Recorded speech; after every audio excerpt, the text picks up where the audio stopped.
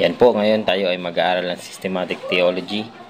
Ito po ay isang branch ng theology kung saan ito po ay mas organized at mas categorized po in doctrine by doctrine. So, sa Systematic Theology po, mayroong 10 branches ito. Una, yung tinatawag na theology proper o yung pag-aaral sa God the Father. Okay, dito po natin maaaral yung nature and attributes ng God the Father. Number 2 po is bibliology. Ito po yung doctrine about the Bible.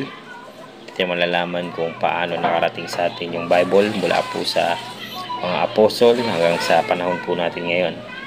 Next po is yung anthropology o yung doctrine of man. Ito po makikita natin yung estado nating mga tao sa harap ng Diyos. At ito rin po mapag-aaralan yung about spirit and soul. Okay, next po is angelology o yung doctrine about angel. Dito rin po pinapasok minsan yung doctrine about demons din kasi kasama sila dun sa race ng angel. So next is hamartiology or doctrine of sin. Okay, dito malaman natin yung saan nanggaling yung sin, yung original sin, at ano ba ibang klaseng sinful acts na meron tayo. Next is soteriology, isa sa pinakamahalagang doctrine. Ito yung doctrine of salvation. Malalaman natin yung 3 phases of salvation at makikita natin yung divine plan ng God regarding salvation. Next is Christology, is the doctrine about Jesus Christ. Dito malalaman natin yung about divinity of Christ and the humanhood of Christ.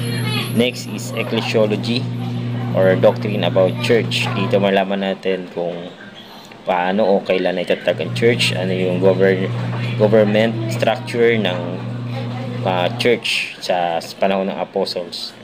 Next is eschatology or doctrine of the future things, doctrine of the future events. Okay, so mostly ito yung regarding sa revelation. And lastly is pneumatology or doctrine of the Holy Spirit. So, yan po yung mga doctrine under po ng systematic theology. Okay, maraming salamat po. If you like this video, please like and subscribe. Salamat po.